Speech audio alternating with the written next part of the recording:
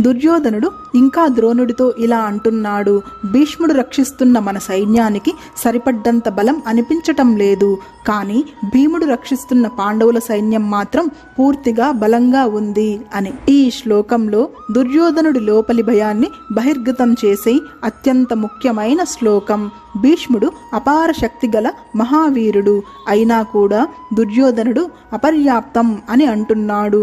అంటే సంఖ్యాబలం మహావీరులు ఉన్న ధర్మబలం లేకపోతే మనసుకు నమ్మకం ఉండదు.